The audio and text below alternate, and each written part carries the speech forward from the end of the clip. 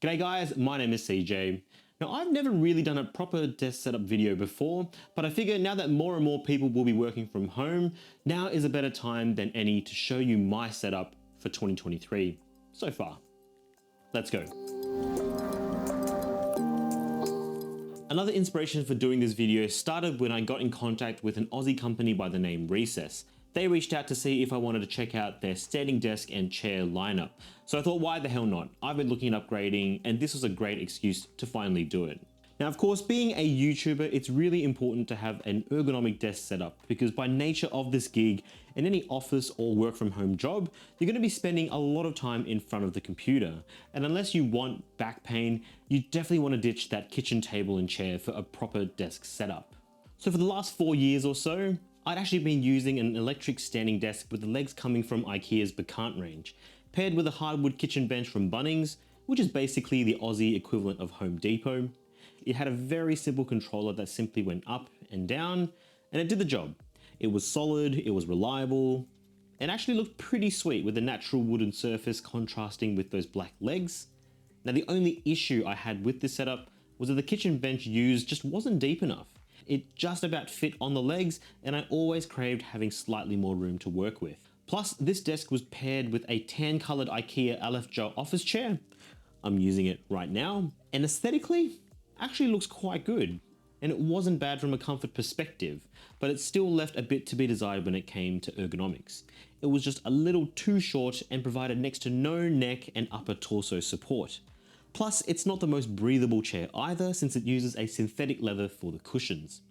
So over the years, after developing normal wear and tear, it was about time to upgrade. So cue the Recess Ergo Pro Bundle, which includes both the motorized standing desk plus an Ergo Pro office chair, the same one that I'm sitting on right now. And I'm using this as my canvas for my new 2023 desk setup. Now the installation of the recessed standing desk ideally should be done with 2 people because it is heavy AF.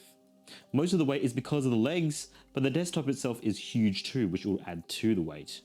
And I love the size, and the recessed desk solved my biggest pet peeve with my last desk, which was its depth. This desktop is the larger size at 150 centimeters wide and 75 centimeters deep, which for me is plenty.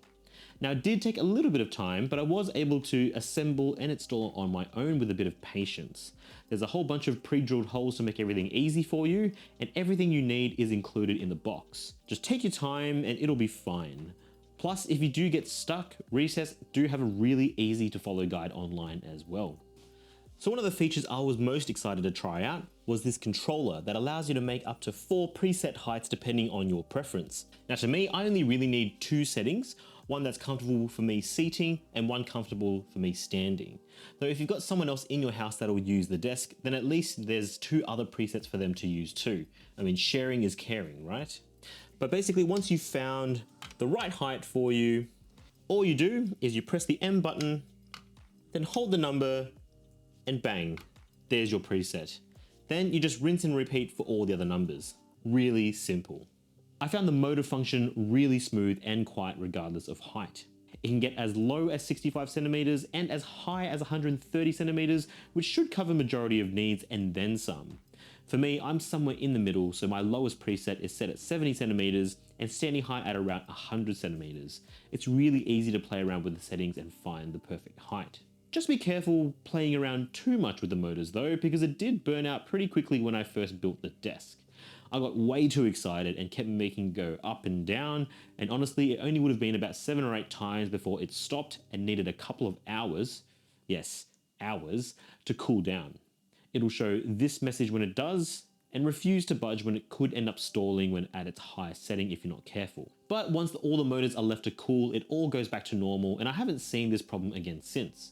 But it is worth being aware of. Now, something that wasn't specifically included with this desk was an inbuilt cable management other than just a large grommet in the rear portion. Now, as you can imagine, a desk setup with a monitor, a computer, speakers, and all the other useful accessories, depending on your needs, will mean cables galore. A standing desk means there's no rear panel and any cables will be exposed for the world to see as well. The old IKEA Bacant desk actually came with a cable management mesh that can help you hide some of the cables and actually proved to be a really useful addition. Here, however, whilst there is that central grommet that fishes out all the various cables, there's nothing underneath the table to store all of these things. So unless you're a fan of therapeutic cable management like I am, you're gonna have to deal with cables galore going everywhere behind the desk, or figure out your own path like I did. So what I used was a pair of Vivo, not that Vivo, branded powerboard gutters from Amazon, and stuck them to the back of the desk to hide and house these two separate power boards. It seems like overkill, but there are a surprising amount of stuff that needs power. So I've daisy chained both of these power boards together, which admittedly isn't a great option electrically. I'll probably change this at some stage anyway. Now the desk itself receives power through one of these power boards, and that's connected via an extension cable to the outlet. So there's only really one cable coming out of the desk onto the ground and into the wall. And I can somewhat hide this behind one of the legs to make this look even cleaner. Now the depth of this desk and the black color of those two channels means you don't really notice the cable management at all, and I think it's a really clean look. I mean, yeah, it's pretty clean. Now on the desk itself, for the centerpiece, I'm using an LG 34-inch curved ultra-wide monitor that I've owned for almost 4 years, and it still looks great in my opinion. I'll honestly use this until this one fails, because even though it doesn't have the fastest refresh rate, it absolutely does the job. I'm not a hardcore gamer, and it's absolutely fine for me. I primarily use this monitor with my Mac for video editing, some photo editing, and the odd YouTube anyway. For gaming, I go downstairs and use my OLED TV. Connectivity wise, the monitor has 2 HDMI ports, a display port, 2 USB-A ports, and a powered USB-C port, meaning I can plug my M1 MacBook in and it both extends the screen and charges it at the same time, meaning there's only one cable for both of those functions and it minimizes clutter even more. Now the monitor is held up by a gas strut monitor arm that I bought off Amazon one year. I can't exactly remember the brand, so if I find it, I'll whack a link in the description. But I don't necessarily recommend this one anyway, because I'm not actually certain that this arm is rated to hold a screen as large as this one. I do like these types of monitor arms though, because I think it's really flexible and I think it allows you to quickly change the direction and height of the monitor really easily. But with this one, the monitor can go up and down and side to side, but I've had to really tighten up the screws to maintain any level of stability. Plus, I've had more than one occasion where the monitor arm has actually given way and collapsed on itself. So not only does that risk damaging the monitor, but because I use my computer underneath the monitor, it'll risk damaging the laptop underneath it too. So honestly, I'll probably upgrade this at some stage, or better yet, drop me a comment down there if you have any suggestions. On top of that, the large grommet for this desk also means the monitor arm that attached via a clamp, that doesn't actually have a really good secure spot to attach.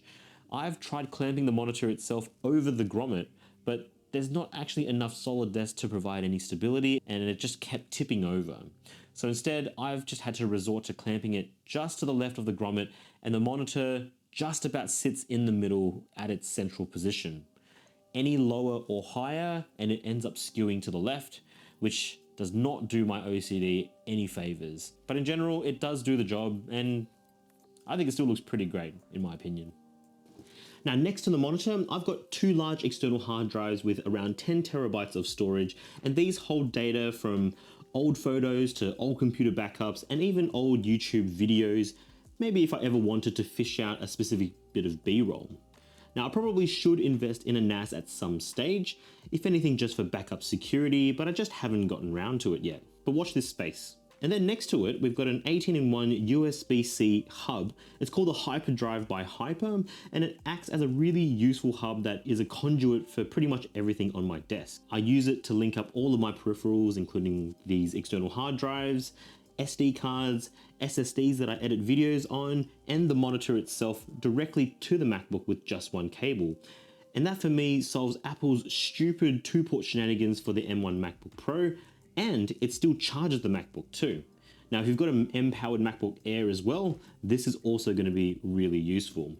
So if you're interested in this product, let me know in the comment section below and I'll do a review of it, and I'll post a link of it in the description too. But yeah, really awesome way to organize all your peripherals. On the sides, you've got the ever reliable Yamaha HS5s, super clean, neutral sound, and all-round great set of speakers for content creation. They're actually a YouTuber favorite.